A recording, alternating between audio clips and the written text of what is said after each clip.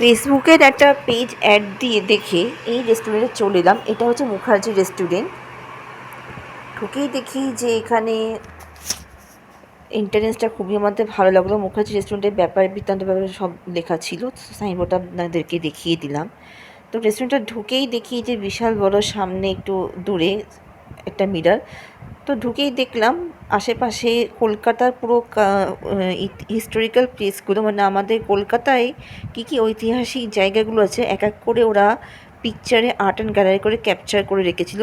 তার সাথে নিচে ওরা জায়গার নামটাও লিখে দিয়েছিল। তো আমি দেখাচ্ছি এখানে এত গ্যালারি, মানে কলকাতার, মানে পুরো কলকাতার ইয়েটাকে তুলে ধরেছে একটা চিত্রর মধ্যে। তো এটা হচ্ছে ড্যানিশ গেট, শ্রীরামপুর। কিছুটা আমি লেখাগুলো অস্পষ্টভাবে লিখতে পারিনি, ভিডিও অনেকটা লম্বা হয়ে যায় বলে। তো যারা যারা ব্রিটিশরা আমাদের কলকাতায় রুল করে গেছে, রাজত্ব করে গেছে, তাদেরও এখানে কিছু স্মৃতি লিখে রেখেছে ওদের পিকচারের পাশাপাশি। এইগুলো হচ্ছে আমাদের ঐতিহাসিক জায়গা। শ্রীরামপুর কী যেন লেখাটা নিজেও বলতে যায়। তো আমাদের এটা আমাদের গেটওয়ে ম্যাপ, শ্রীরামপুরের ম্যাপ এটা। হানি মাটিয়ার, এটা হচ্ছে আমাদের শ্রীরামপুরের কলেজ, খ্রিস্টান ভিলেজিয়াস শ্রীরামপুর। তো আমাদের শ্রীরামপুরটা কোথায় সেটাও পুরোপুরি ইন্ডিয়ার ম্যাপ থেকে ওয়েস্ট বেঙ্গলের ম্যাপে পয়েন্ট আউট করেছে। তো এক এক করে আপনাকে দেখাচ্ছি, যতটা পড়তে পারি পড়ে আপনাদেরকে শোনাচ্ছি। কনস্ট্রাকশন অফ ভিক্টোরিয়ান মেমোরিয়াল, এটারও মানে আর্ট অ্যান্ড গ্যালারিতে দিয়েছে। এই মিরারটা আমার খুব ভালো লেগেছে, এটা সেলফি তোলার জন্য খুবই একটা ভালো একটা স্পট। রেস্টুরেন্টের ভেতরে ব্যাপার বৃত্তান্তগুলো পরে আপনাদের বলবো কেমন আমাদের ওই জায়গাতে গিয়ে লাগলো। রিসেপশনের পাশে একটা সিটিং এরিয়া ছিল, সেখানেও আমাদের কলকাতার কালচারে রিপ্রেজেন্ট করছে। ফিপ্রো অ্যান্ড গ্র্যান্ড হোটেল, পৌরাণিক হোটেলগুলোর ব্যাপারেও এখানে এরা জানিয়েছে, দেখিয়েছে। এখানে আরেকটা মিরর, যারা গেস্ট এখানে আসবে তারা নিজেদেরকে দেখতে পাবে, একটুখানি চুল ফুল আঁচড়ে নিজেদের একটুখানি রেডি হতে পারবে।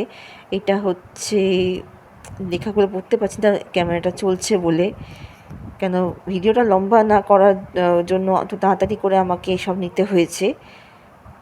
এটা হচ্ছে কারেন্সি ডিপার্টমেন্ট। যতটা পড়ে বোঝাতে পারছি ততটা আপনাদেরকে পড়ে শোনাবো। কিন্তু আপনারা দেখুন কতটা এরা নিখুঁতভাবে কলকাতাটাকে মানে বেছে বেছে ধরে তুলেছে। এটা একটা খুব বিশাল গর্বের কথা। এসব হারিয়ে যাওয়া জায়গাগুলোকে এরা এরকমভাবে স্মৃতি হিসেবে রেখেছে, তা কখনো ভাবতেও পারিনি। এটা হচ্ছে রাজভবন, কলকাতার রাজভবন। এটা হচ্ছে শিয়ালদা রেলওয়ে স্টেশন, সেটাও এখানে দেখিয়েছে। স্বাধীনতার আগে এইসব জায়গাগুলো কেমন দেখতে ছিল সেই সমস্ত এরা দেখিয়েছে। আপনারা যদি এই শ্রীরামপুরের কাছাকাছি থাকেন তো এখানে আসবে, আমি আপনাদেরকে অ্যাড্রেসও দিয়ে দেবো। এটা বটতলা স্টেশন থেকে 5 মিনিট দূরেই শ্রীরামপুর বটতলায় এই আপনাদের এই রেস্টুরেন্টটা পড়বে। এটা হচ্ছে Indian museum, Calcutta Indian museum.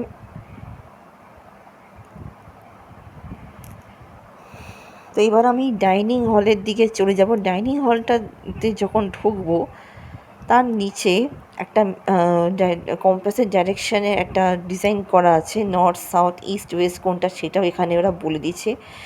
মানে যেই মুখার্জি রেস্টুরেন্ট, মুখার্জি যে ওনার, মানে তার আর্কিটেকচার আইডিয়াটা খুবই ভালো। অনেক টাকা খরচা করে এই জায়গাটা বানিয়েছে নিজের মনের মতন ভাবে।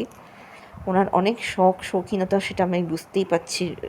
মানে এরকম এত সুন্দর সাজানো গোছানো একটা মিউজিয়াম, একটা জায়গার পুরো একটা মিউজিয়ামকেই পুরো তুলে ধরেছে, কখনো আমরা ভাবতেও পারিনি।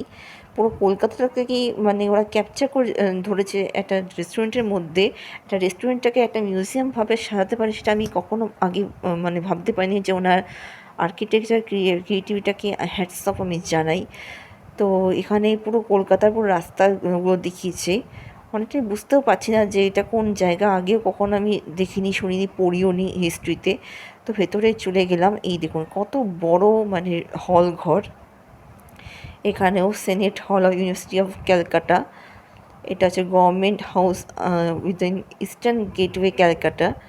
মানে ব্রিটিশ রাজত্বে কলকাতার শহর কেমন ছিল সব ওরা দেখিয়েছে। এত ভালো লাগছিল যে মনে হচ্ছিল যে আমরা সেই পুরনো দিনে চলে গেছিলাম।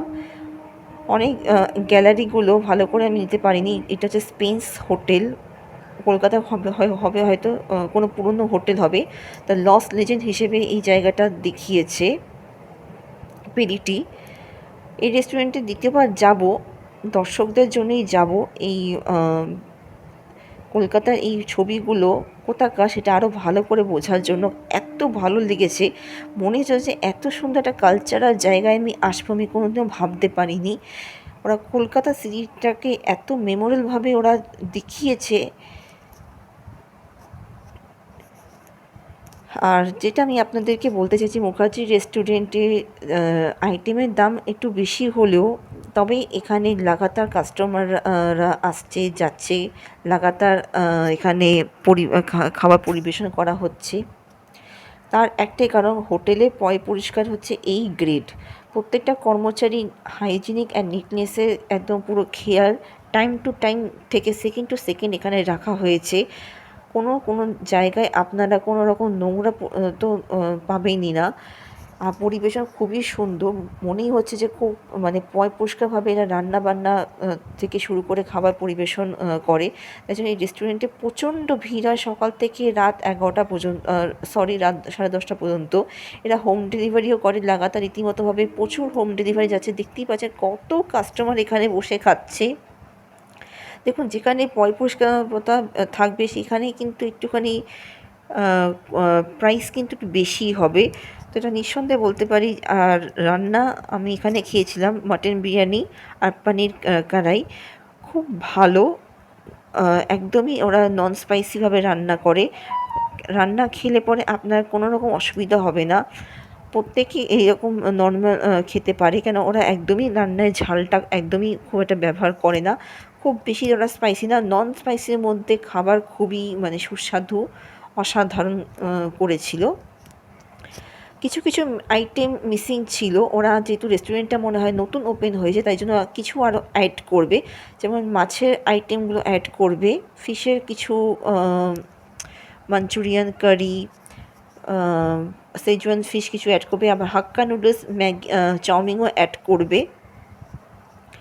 তো দেখতেই পাচ্ছেন প্রচণ্ড বড় হল করে, এখানে একদম আরাম করে বসে খেতে পারবে। কেন প্রথমবার আমি কোনো রকম একটা রেস্টুরেন্ট দেখলাম যেখানে একটা নয় দুটো নয়, প্রায় 20টা মতন ওরা স্প্লিট এসি লাগিয়েছে, যাতে কোনো কাস্টমারে খেতে এসে গরম অনুভব না করে। আমরা যখনই ঢুকেছিলাম তখন এসির এত ঠান্ডা হাওয়া দিচ্ছিল যে আমরা বললাম ওয়েটারকে যে আপনারা প্লিজ একটু এসির হাওয়াটা একটু কমাবেন। আর দেখতেই পাচ্ছেন এত পরিষ্কারতা কোনো জায়গায় পাবে না, সিঙ্গাপুরটা বেস্ট জায়গা।